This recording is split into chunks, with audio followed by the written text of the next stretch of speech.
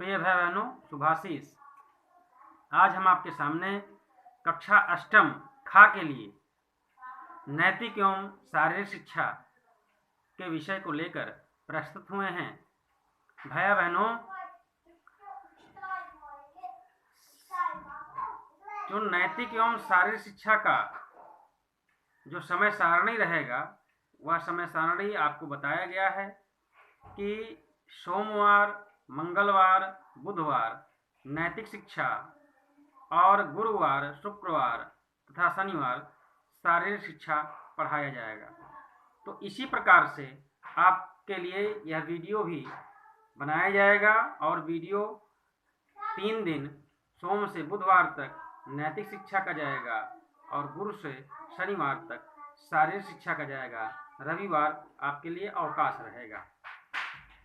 भाई बहनों, तो आज बुधवार का दिन है, इसलिए नैतिक शिक्षा के बारे में हम आपको बता रहे हैं।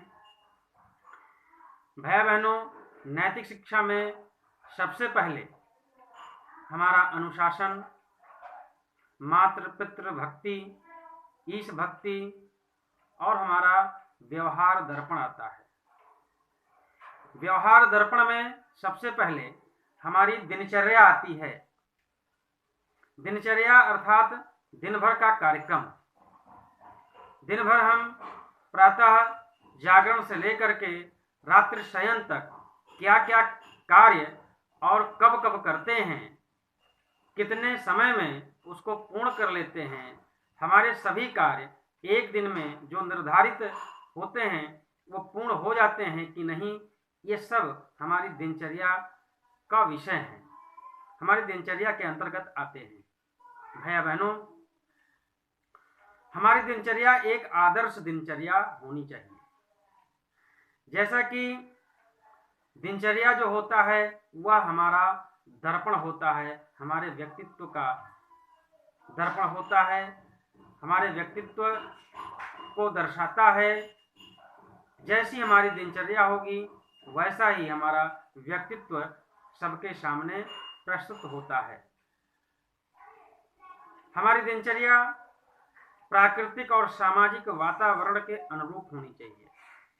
प्राकृतिक वातावरण के अनुरूप अर्थात जैसा प्रातः सूर्योदय होता है तो सूर्योदय से पूर्व जगना, या आजकल लोग तो ऐसा करते हैं कि सूर्योदय के 2-3 घंटे बाद और जगते हैं, तो यह प्राकृतिक वातावरण के अनुरूप नहीं।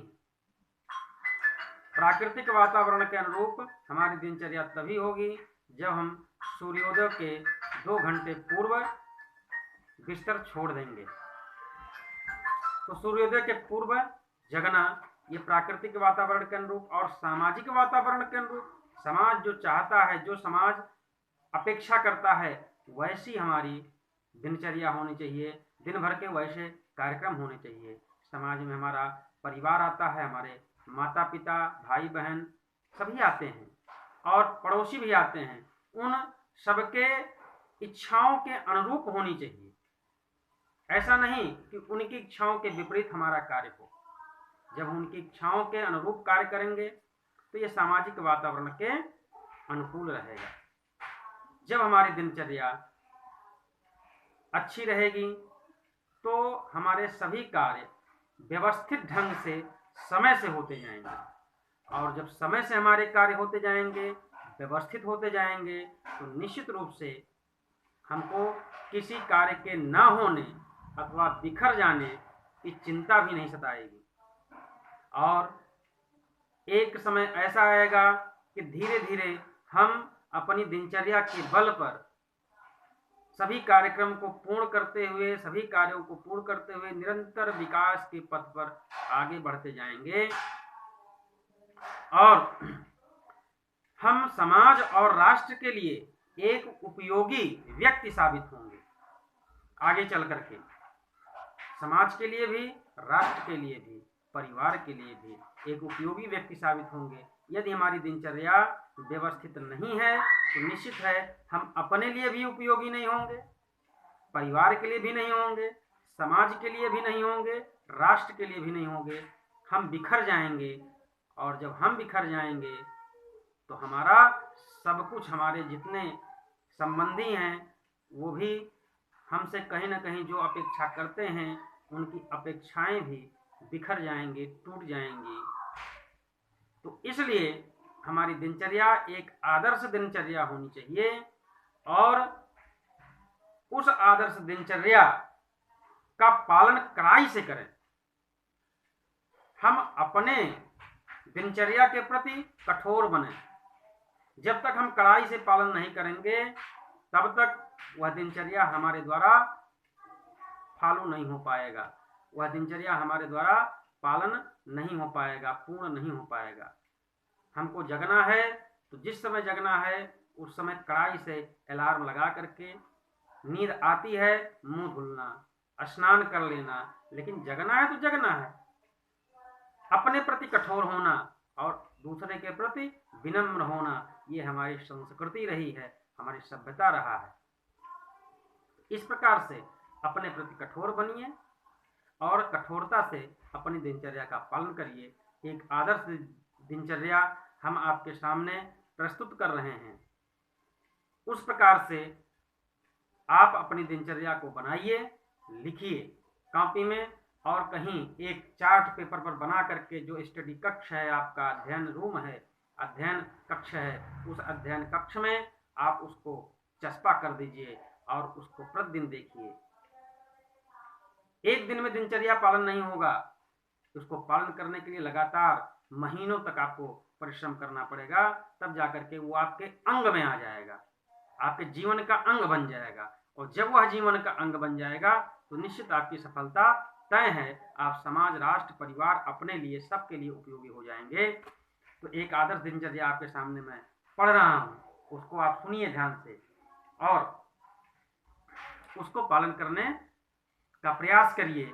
यह लेख आदर्श दिनचर्या का आपको मैं फोटो कॉपी इसका भेजूंगा, फोटो खींच करके उसको अपनी कॉपी में भी लिखिएगा। पहला है प्रातः जागरण। प्रातः जागरण हमारा सूर्योदय के 2 घंटे पूर्व प्रातः 4 बजे होना चाहिए। प्रातः स्मरण। प्रातः स्मरण में कराग्रे वास्ते लक्ष्मी, कर मध्य सरस्वती, कर मूले तो गोविंदा, प्रभाते कर दर्शनम।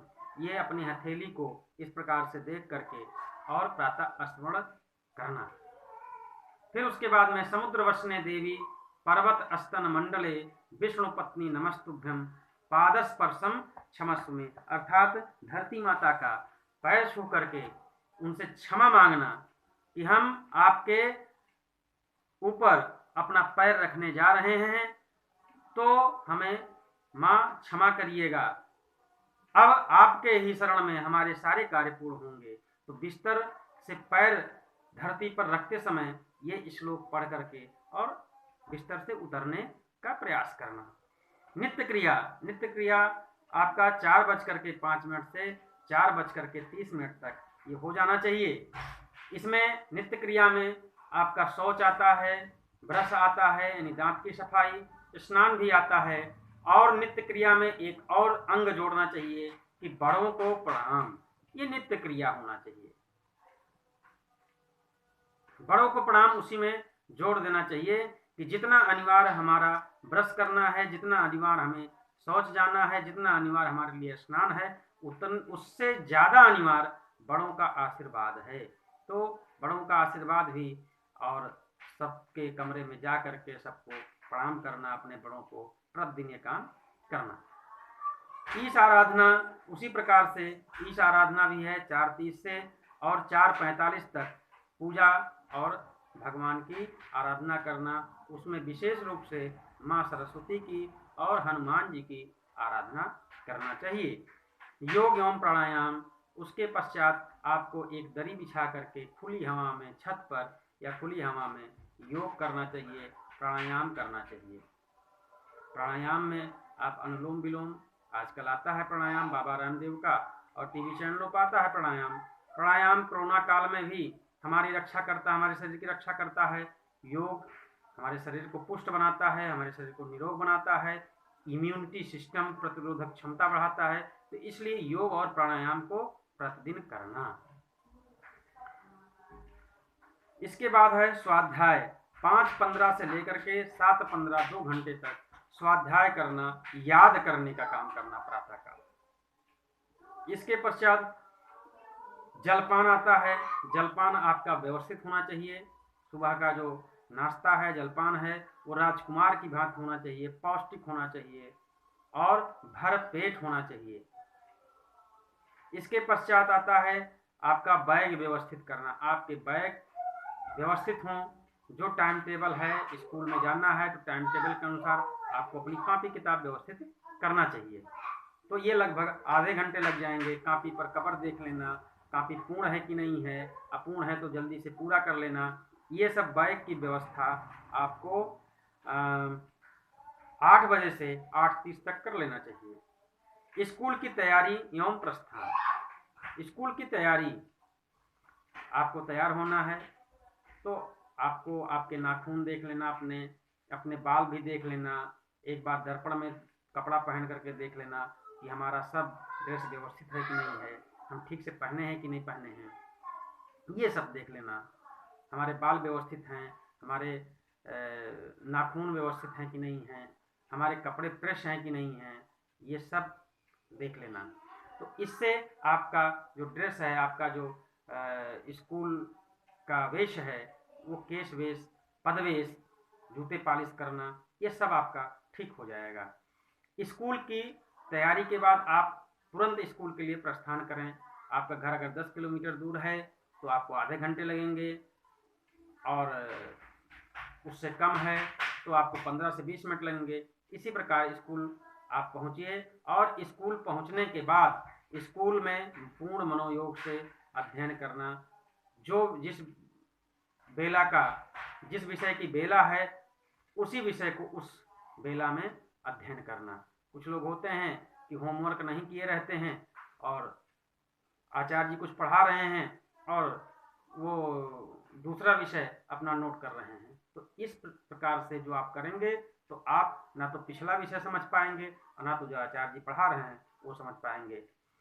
तो अभी तो लॉकडाउन चल रहा है, अभी तो स्कूल की बात नहीं है, लेकिन यदि आप घर पर हैं, लॉकडाउन है, तो स्कूल की भांति ही टाइम टेबल के अनुसार, जैसे फर्स्ट पीरियड हिंदी है, सेकंड मैथ है और थर्ड अंग्रेजी है, शारीरिक शिक्षा है, ऐसे जिस क्रम में आपका स्कूल का टाइम टेबल है उसी क्रम में, और उतने देर या उससे थोड़ा 10-5 मिनट इधर उधर करके आप सभी विषयों का अध्ययन करिए। 6 घंटे स्कूल में स्वाध्याय करते हैं, अध्ययन करते हैं, तो घर पर भी 6 घंटे सभी विषयों का अध्ययन करिए। जैसे चूंकि आपके ऑनलाइन क्लासेस चल रहे हैं, तो ऑनलाइन क्लासेस जब चल रहे हैं तो आपको सभी विषय मिलते होंगे, सभी विषयों का आपको अध्ययन करना है। तो इस प्रकार से सबको समय देना है सभी विषयों के लिए, तो आप उसी प्रकार से विषय निर्धारित कर लीजिए कि इतने घंटे, आधे घंटे हम हिंदी पढ़ेंगे, आधे घंटे अंग्रेजी पढ़ेंगे, आधे घंटे, सबका काम आप नोट करिए सब विषय का। तो आप मानिए कि हमारा स्कूल घर पर चल रहा है, ऐसा नहीं है कि हम स्कूल बंद है तो स्कूल बंद है, घर पर आपका स्कूल चल रहा है। इस चीज को मान करके आप वैसे ही टाइम टेबल के अनुसार अपने पाठ्यक्रम को पूरा करिए। फिर अगला आता है स्कूल से आगमन, अर्थात घर पर भी समझिए स्कूल की अब छुट्टी हो गई 3 बजे, 3:15 बजे, और उसके बाद बैग रख करके, सारा सामान रख करके पढ़ाई लिखाई का, फिर आप 10-5 मिनट विश्राम करिए और जलपान करिए, बढ़िया पौष्टिक जलपान करिए। जलपान करने के बाद आप खेलना उसके बाद है, तो जलपान आप 4:15 तक कर लीजिए। 4 बजे स्कूल से छुट्टी होती है, 3 बजे, तो 4 बजे तक आप घर पहुंच जाते होंगे। तो निश्चित रूप से उसके बाद आपका और जलपान होना चाहिए, पौष्टिक जलपान होना चाहिए, भरपेट जलपान होना चाहिए, और जलपान करने के बाद आप खेलने जाइए, 2 घंटा खेलिए, लेकिन बाहर नहीं, घर के अंदर छत पर। कुछ आउटडोर गेम हो सकते हैं, इंडोर गेम हो सकते हैं, लेकिन आउटडोर गेम खेलने का प्रयास आप करिए। जैसे बॉल लेकर के छत पर खेलना, कुछ एक्सरसाइज करना, शरीर जिससे पुष्ट बने, शरीर में से पसीना निकले, ऐसा खेल खेलना। फिर इंडोर गेम भी खेल सकते हैं, ऐसा कुछ गेम खेलना मनोरंजन के लिए, क्योंकि शरीर के विकास के लिए मनोरंजन और खेल आवश्यक है, व्यायाम आवश्यक है। तो आप खेल और व्यायाम कर सकते हैं 4:30 से 6:30 तक। सूक्ष्म जलपान उसके बाद जब आप 6:30 पर आवें तो कुछ पेय पदार्थ, कुछ खाद्य पदार्थ जो सूक्ष्म हो उसको खाइए पीजिए, क्योंकि ऊर्जा खेलने में नष्ट रही होगी 2 घंटे। तो इस नाते से आप कुछ सूक्ष्म जलपान करिए। फिर स्वाध्याय रात्रि 7 बजे से 9 बजे तक आप निरंतर लगातार स्वाध्याय करिए। उसमें होमवर्क पूरा करना है आपको, और अन्य जो याद करने के कार्यक्रम हैं जो आपको मिले हैं उसको पूरा कर लीजिए। उसके बाद में रात्रि 9 बजे आप अल्प भोजन करिए, क्योंकि रात्रि का भोजन अल्प होना चाहिए। जब तक अल्प भोजन रात्रि में नहीं करेंगे, सुबह आपका जागरण ठीक प्रकार से नहीं होगा, आपके पेट में तकलीफ हो जाएगी। इसलिए रात्रि में जो भोजन करिए वो अल्प करिए, अल्पाहार।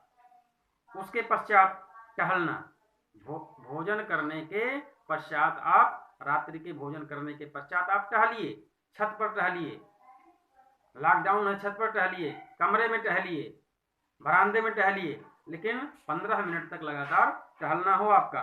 उसके बाद परिवार के बड़े बुजुर्ग के पास जा करके उनसे मिलना जुलना, उनसे बातचीत करना, और बातचीत में ही वो आपको कथा कहानी या कुछ प्रसंग देश समाज के बारे में आपको बताएंगे, कथा कहानी घटना कुछ ना कुछ बताएंगे, उसको सुनना और उनसे भी प्रश्न करना, उन प्रश्नों के उत्तर प्राप्त करना, ये काम आपको करना आधे घंटे तक, यानी 9:30 से 10 बजे तक। 10 बजे अपने बिस्तर पर जाना, कमरे में जाना, बिस्तर पर जाना, और बिना कुछ सोचे समझे और आंख बंद करना और शयन करना। जब तक आप 10 बजे शयन पर नहीं जाएंगे तब तक आप 4 बजे प्रातः नहीं उठ पाएंगे। 6 घंटे की नींद विद्यार्थियों के लिए आवश्यक है।